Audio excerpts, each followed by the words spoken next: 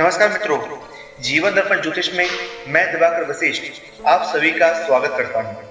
मित्रों, हमेशा की तरह आज मैं फिर आपके लिए एक महत्वपूर्ण जानकारी लेकर के आया हूं। हमारे कुछ मित्रों ने हमें कमेंट्स करके ये बोला कि गुरुजी आप कृपा करके ये बताइए कि जो हमें गिफ्ट में मूर्तियां मिलती हैं, हम उन मूर्तियों का क्या करें। तो आज इसी विषय में हम चर्चा करने वाले हैं और आपको बताने वाले हैं। मित्रों, हमारे कुछ भाइयों ने, मित्रों ने ये शिकायत भी की है हमसे कि आप जो भी बातें कहते हैं उसमें कुछ बातें ऐसी होती हैं जो आपने अपने मन से कही होती है, उनका कोई शास्त्रोक्त मतलब नहीं होता।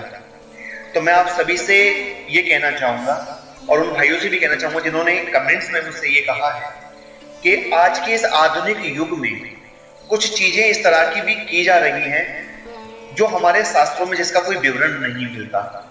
अब ऐसे में किसी भी सवाल का जवाब हमें अपनी सूझबूझ से ही देना होगा मित्रों। लेकिन फिर भी मैं ये कोशिश करता हूं कि आप तक जो जानकारी पहुंचे वो एकदम सटीक हो और सही हो। अगर कोई बात मुझे पता नहीं भी होती तो मैं और विद्वान लोगों की मदद लेकर के वह जानकारी पहले हासिल करता हूं और फिर आप सभी के आगे उस बात को रखता हूं। इसलिए आप ये ना सोचा करें कि ये मैं अपने मन से बना कर कह रहा हूं। तो आज हम चर्चा को शुरू करते हैं। मित्रों, होता क्या है, अक्सर देखने में आता है कि हमें हमारे मित्रों से, हमारे स्वजनों से, हमारे रिश्तेदारों से अक्सर गिफ्ट के रूप में, तोहफे के रूप में देवताओं की मूर्तियां मिल जाती हैं और हम उनको ले तो लेते हैं, लेकिन बाद में परेशान होते हैं कि अब इनको कहां रखें, इनका क्या करें। क्योंकि शास्त्रों के अनुसार घर के मंदिर में आप कुछ ही प्रतिमाएं रख सकते हैं और एक जैसे देवताओं की बहुत सारी प्रतिमाएं आप नहीं रख सकते। अब ऐसे में आपके मन के अंदर एक विचार पैदा होता है कि ये मिली हुई गिफ्ट की प्रतिमाओं का हम क्या करें। तो उसके लिए जो मैं आपको कहना चाहता हूं, जो समझाना चाहता हूं, उसे ध्यान देकर के सुने आप। सबसे पहले तो ये जान लें कि जो हम पूजा करते हैं वो प्रतिमाएं किस किस धातु की होनी चाहिए।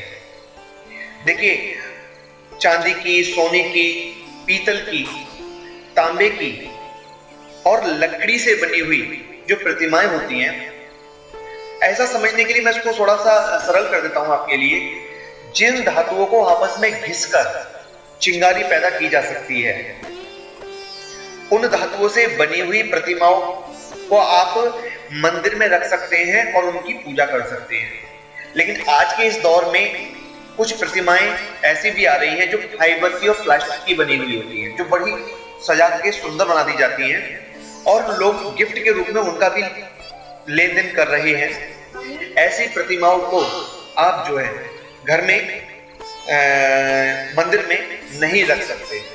उनका पूजा करना उचित ही नहीं है क्योंकि वो प्लास्टिक की और फाइबर की हैं। तो आप सबसे पहले तो अपने मन के विचारों पर नियंत्रण करें, क्योंकि आपके मन के विचार जब भी किसी प्रतिमा को देखते हैं तो उसमें देवत्व तो समझ लेते हैं कि इसमें ये भगवान है साक्षात और हम इनको मंदिर में रखें और उनकी पूजा करें। प्लास्टिक की, फाइबर की जो प्रतिमाएं हैं उनको आप अपने घर के मंदिर में बिल्कुल भी स्थान ना दें, क्योंकि वह केवल और केवल एक सजावट का स्वरूप है, इसके अलावा देवता का स्वरूप नहीं है। जो धातु की बनी हुई प्रतिमाएं हैं वही पूजन योग्य हैं और उन्हीं की आप प्रतिष्ठा करके अपने घर के मंदिर में स्थान दे सकते हैं। तो यहाँ पर मैं आपको बताना चाहूंगा कि अगर आपके घर के मंदिर में मिट्टी की प्रतिमा है या आपको किसी ने मिट्टी की प्रतिमा गिफ्ट की है, अक्सर नहीं करते लोग, कम ही करते हैं मिट्टी की प्रतिमा, कोई किसी को नहीं करता, लेकिन अगर कर भी दी है तो आप उस प्रतिमा को अगर आप घर में रखना नहीं चाहते तो आप उसको किसी नदी, जलाशय में आप उनको जल प्रवाह कर सकते हैं।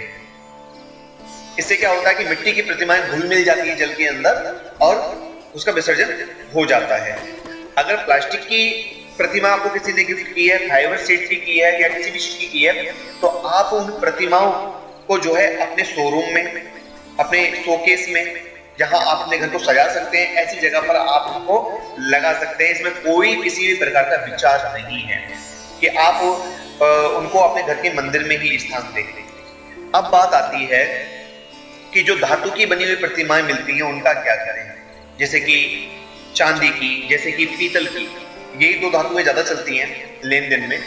तो अगर इसकी प्रतिमा मिली है तो आपको क्या करना चाहिए? सबसे पहले तो आप ये देखिए कि क्या आपको आवश्यकता है उस प्रतिमा को घर के मंदिर में लगाने के लिए। अगर आपके घर के मंदिर में पहले से वो प्रतिमा मौजूद है तो आप उस प्रतिमा को घर के मंदिर में स्थापित नहीं करें। फिर क्या करें? अब सवाल ये जन्म लेता है। तो ये करें कि सबसे पहले तो ये सोचें कि जब तक कोई प्रतिमा हम घर के मंदिर में लगाकर उसकी एक बार पूजा नहीं कर देते तब तक उसके अंदर देवत्व जन्म नहीं लेता। वैसे तो भगवान कण में बसा हुआ है, लेकिन फिर भी हमारे शास्त्र यही कहते हैं, क्योंकि ये बात जो मैं कह रहा हूँ शास्त्रोक्त विधि के अनुसार कह रहा हूँ, क्योंकि कोई हम प्रतिमा लेके आते हैं तो उसकी प्राण प्रतिष्ठा अवश्य कराते हैं। हमें पता है कि भगवान कण में है, फिर भी हम प्राण प्रतिष्ठा कराते हैं, क्योंकि एक कलाकार ने एक धातु को लिया, एक पत्थर को लिया, उस पर अपनी मन की इच्छा से उसको एक सुंदर सी आकृति दे दी जो हमें देवता की तरह दिखती है, लेकिन उसके अंदर देवता जब ही आएगा जब उसकी प्राण प्रतिष्ठा हो जाएगी। अगर आपको कोई प्रतिमा मिलती है तो वो देवता नहीं है, वो सिर्फ एक धातु है जिसका एक रूप बना दिया गया है देवता जैसा। अब उस प्रतिमा को जब आप घर में रख लेते हैं मंदिर में और उसकी आरती कर देते हैं, भोग लगा देते हैं, पूजा कर लेते हैं, उसके बाद उस प्रतिमा को आप कहीं भी इधर उधर नहीं कर सकते, आप उसको किसी को दे नहीं सकते और आप उसको उठा करके अपने घर में किसी और जगह नहीं रख सकते, बंद करके भी नहीं रख सकते किसी भी प्रतिमा को पूजा करने के बाद। तो जब तक आपको मिली हुई प्रतिमा की आप पूजा नहीं कर लेते तब तक वो आपके लिए भगवान का स्वरूप ना होकर के केवल एक आकृति है, एक कलाकार की बनाई हुई कलाकृति है। तो आप अपने मन के अंदर ये वहम निकाल दें कि जो हमारे घर में जो प्रतिमा आई है उसका हम क्या करें। आप उसको रखें, आराम से रख लीजिए, कहीं भी रख लीजिए, घर के अंदर कोई परेशानी नहीं है। आप ये ना सोचें कि भगवान को हमने बंद करके रख रखा है या हमने भगवान को शोकेस में लगा रखा है, नहीं, आपने पूजा ही नहीं की, वो एक धातु है। मैं बार बार आपको यही समझाने की कोशिश कर रहा हूं। अब मान लीजिए कि आपके पास में बहुत सारी प्रतिमाएं हैं, अधिक से अधिक प्रतिमाएं हैं, अब उनका आप क्या करें? आपने घर में भी लगा ली है फिर भी बच रही है, मंदिर में भी रख ली है फिर भी बच रही है, फिर आप क्या करें? तो आप किसी जरूरतमंद को जिसके पास प्रतिमा ना हो उसको दे सकते हैं, किसी मंदिर में जहां आवश्यकता हो वहां प्रतिमा दे सकते हैं। इसके अलावा मित्रों, बड़ा सोच समझ के एक बात मैं आपसे यहाँ कह रहा हूं, मेरी बात को समझने की कोशिश कीजिएगा। अगर बाजार में भी अगर आपको देनी पड़ जाए, आपको लगता है कि बहुत सारी प्रतिमा आपके पास है लेकिन आपने उन प्रतिमाओं की पूजा नहीं की है, सिर्फ आपको गिफ्ट में मिली है और अधिक है घर के अंदर, तो आप बाजार में भी उनको दे सकते हैं। जो बात मैं ये कह रहा हूँ शायद कुछ मित्र मेरी बात से सहमत नहीं होंगे और उनको मेरी बात बुरी भी लगेगी, लेकिन यहाँ बताना चाहूंगा कि जो प्रतिमाएं हमें किसी ने गिफ्ट में दी वो भी उसने बाजार से ही तो ली।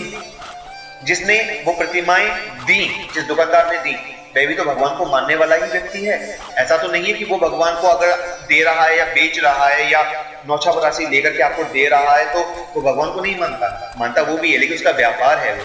लेकिन अगर आप भगवान जी को बाजार में किसी दुकानदार को दे रही हैं तो इस भाव से नहीं दे रहे कि हम भगवान को दे रहे हैं, बल्कि हमारे पास इस तरह की प्रतिमा बहुत ज्यादा है और ये एक धातु है जिसकी हमें आवश्यकता नहीं है। हमारे भगवान तो हमारे घर के मंदिर में विराजमान है, तो वो ये सोच करके आप उनको दे सकते हैं। अभी आपके ऊपर डिपेंड करता है कि आप उसका मूल्य उनसे लेते हैं या आप ये कहकर दे देते हैं कि भाई इनको आप किसी जरूरतमंद को दे देना, या आपके पास कोई लेने आए तो नौछावर राशि लेकर के उनको दे देना, भेंट कर देना। बस यही इस चीज का एक समाधान है। सबसे पहले तो चुनाव करें कि आपके पास जो प्रतिमाएं हैं वो किसकी हैं।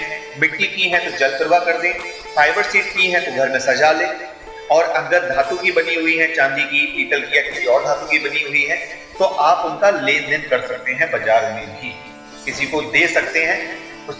और इस तरह से, क्योंकि जब तक पूजा नहीं होगी, जब तक आरती नहीं होगी, जब तक मंदिर में बैठा के उनकी स्थापना नहीं होगी, तब तक वह प्रतिमा भगवान नहीं है, केवल एक धातु है, इसके अलावा और कुछ नहीं है। तो मित्रों, मैंने अपनी तरफ से समझाने की कोशिश की है कि गिफ्ट मिली प्रतिमा का क्या करें। आशा करता हूं आपको मेरी कही हुई बात समझ आएगी। अगर फिर भी आपको लगता है कि मैंने कुछ गलत कह दिया तो कमेंट्स में आप मुझे बताएं, मैं उस पर पुनः विचार करूंगा। ये हमारे एक मित्र हैं, उन्होंने मुझसे ये प्रश्न किया था कि गुरुजी आप बताइए कि गिफ्ट में मिली हुई प्रतिमा का हम क्या करें। तो मैंने इस विषय में बहुत सोचा और अपने से बड़े विद्वानों से भी इसके बारे में बहुत ज्यादा सलाह ली। उन सबने जो भी कुछ कहा वही मैंने आपको इस वीडियो के माध्यम से कहा है। तो आशा करता हूँ हमारी ये जानकारी आप सभी को पसंद आएगी। अगर और बहुत सारे लोगों को इस बारे में पता नहीं है तो आप हमारी वीडियो को उनके साथ शेयर भी करें ताकि उनके पास भी ये जानकारी पहुंचे। और हमारी वीडियो को लाइक करना तो बिल्कुल ना भूलें। और अगर आपने हमारा चैनल अब तक सब्सक्राइब नहीं किया तो सब्सक्राइब जरूर कर लें। माता रानी आप सभी का कल्याण करे। इसी शुभकामना के साथ मैं आप सभी से विदा लेता हूँ। नमस्कार।